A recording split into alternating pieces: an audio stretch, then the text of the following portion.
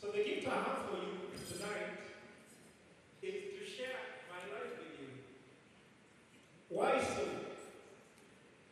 I hear people talking about those who are in the previous government, who lost jobs when this new government took over, and some people want to take up the next job.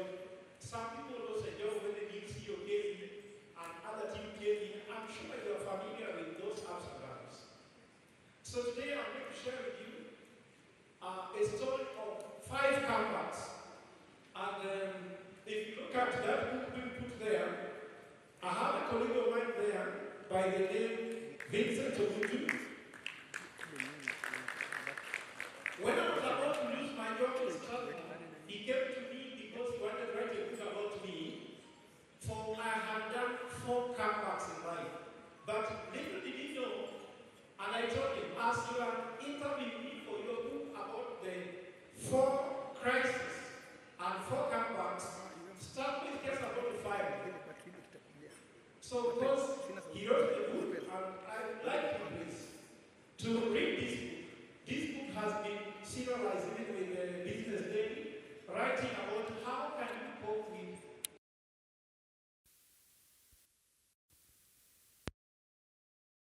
5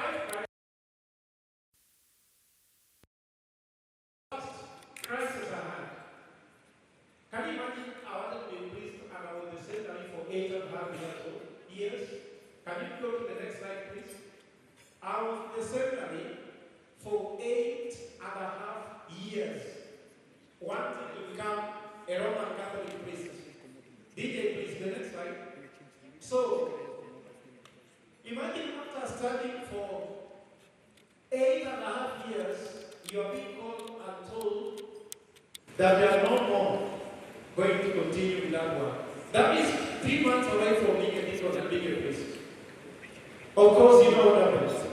It was a very sad moment. One colleague of mine who was studying in London went to the bathroom and hung himself using a bed sheet. But you know, I came out of that. So from here, I left religious life. I was able to overcome the challenges that they had. And I can tell people, it is not just by falling. A failure actually is failure of coming back. And I came back resiliently. And of course, remember, in the end, I became a banker. I worked at Housing Finance Bank.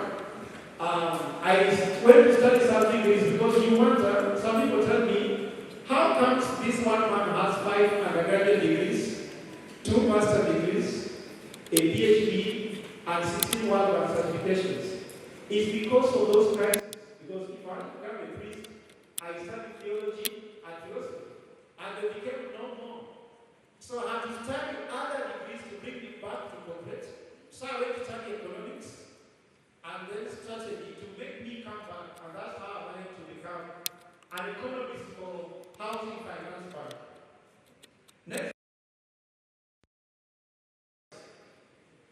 The second crisis is when I was at Housing Finance, I was very good in economics and finance, mark my word. I used to do some matches for the senior management team when they were presented to the board, when numbers was not working. I could master the numbers until the CEO's performance looked better. So the CEO called me and told me, Fred, we want to take a loan. Can you massage these numbers to make the loan being accepted? And I found that was very hard to do. And I had interns in my department. He told me, employ for me these 3 young girls. And I knew these interns were not just interns, they were doing other things. And I told these women, never try to climb a ladder apart from working from your desk. If you are working from anywhere else, you are losing yourself. And I counseled these girls, if I were you, I would quit this company and go away. When they told my CEO, I knew the CEO was going to fire me. So before he fired me, I resigned. You see, that's the second crisis. I resigned to nothing. I resigned to nothing. So I went to Catholic University to work for free. After being a banker, I'm working for free. But I knew what was the next step. So that came to the end of my let's say, second crisis, but you can tell very well. These performances are not because I was sick, I wanted to study too much. It was that I had to add another injection. So from here, I got a scholarship. When I was studying in the office of this professor in the Catholic University, I ensured that I was having access to internet. In the year 2008, few people had a laptop with internet 24/7. Do you know that?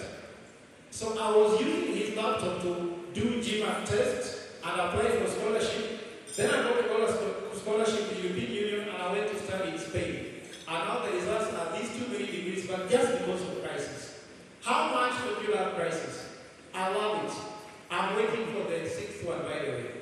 The next one, please. Now, this is a very painful story to talk about.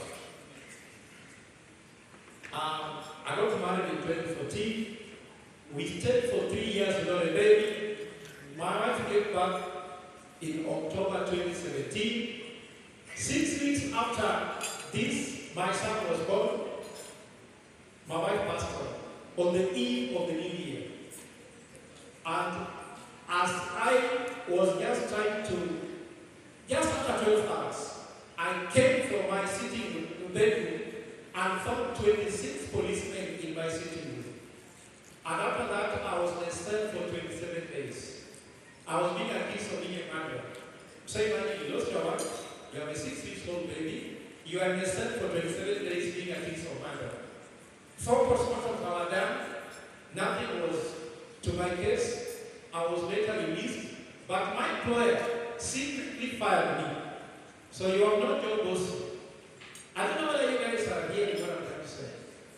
But because of resilience again, I was vindicated.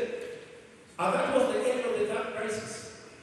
I don't know how many you had, but I'm sure you can also relate with a few of them. Some of you have had better than mine, but I believe that you know what I'm trying to say.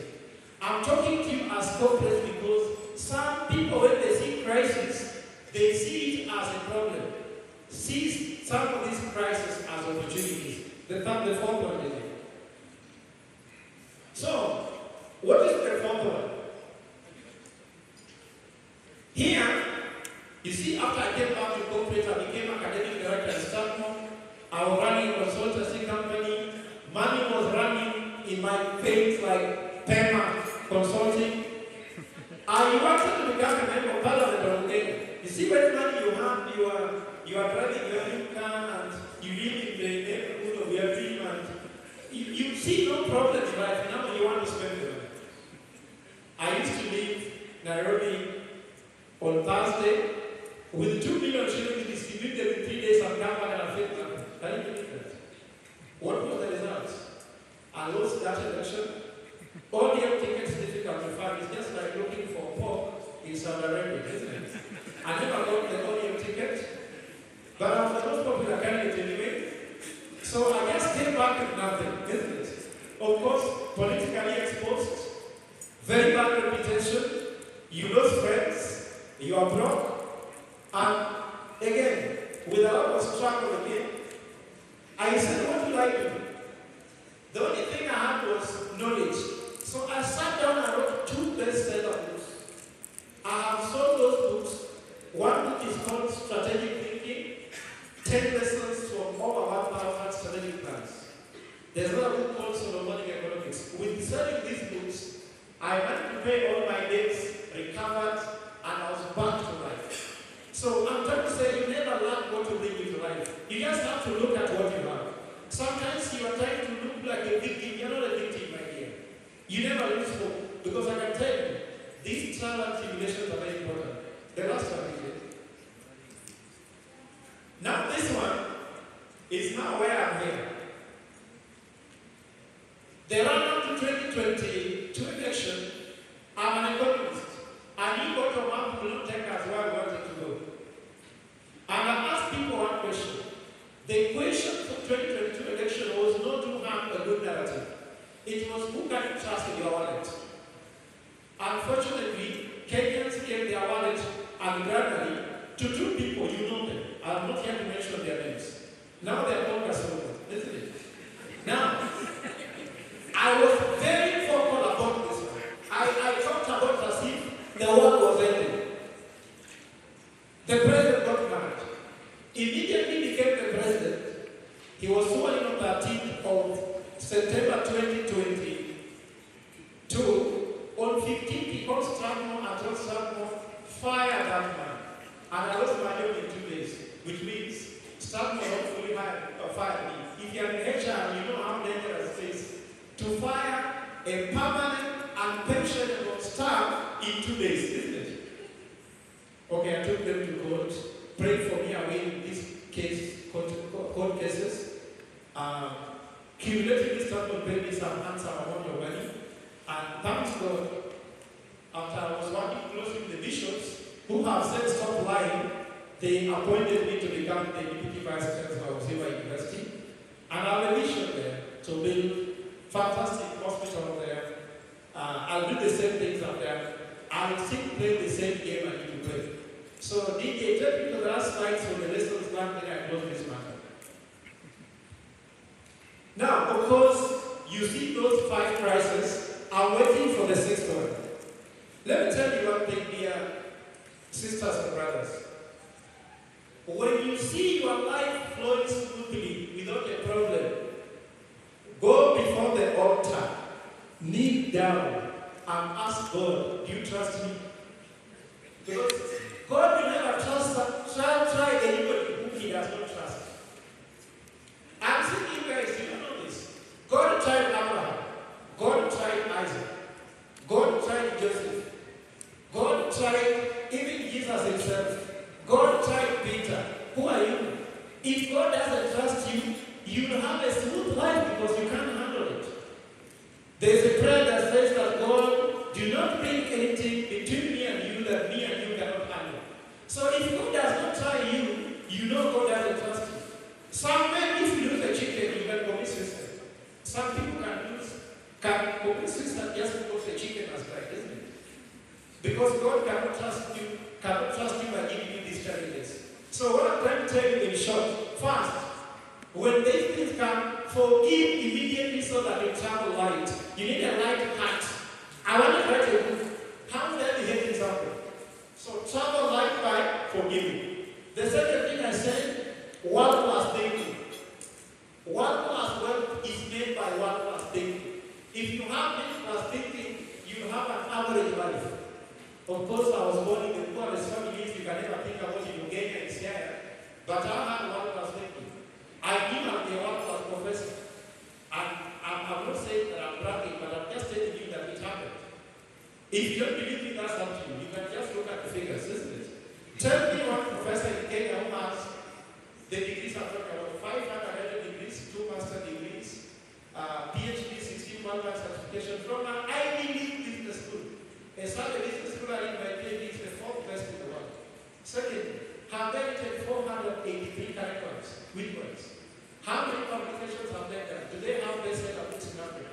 So we can go on. Have they done more than 1,600 strategic grants? They are not made, isn't it?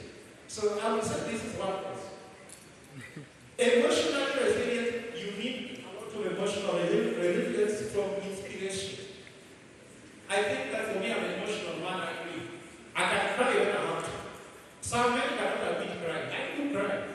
Sometimes I cry over very small things, isn't it? But when I cry over those small things, it's the way I overcome them. For you, you look very tough. I'm sure you can only talk about your experiences. But that's what you need. You need to be emotionally resilient. Now, the other thing I'm talking about is that be very grateful in life, even when things are not very easy. When you become grateful, you connect to God. I've never seen anything that connects you to God more than gratitude.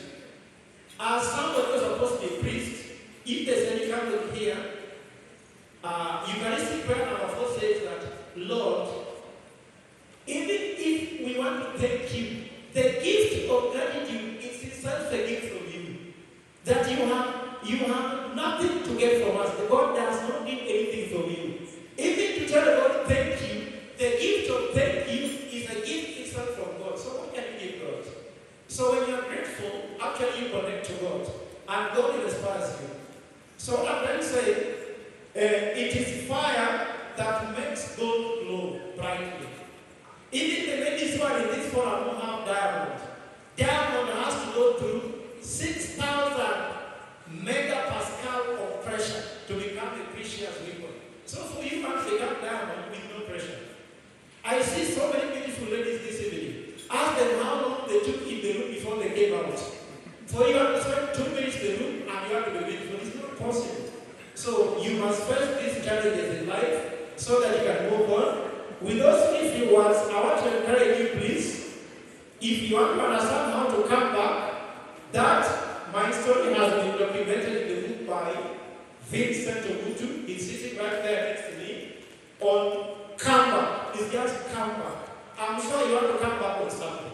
I don't know what you want to come back on, but for me, I was an activist on the street. I left it because I thought I had a political vision. I'm back to academia, but I will come back. Thank you.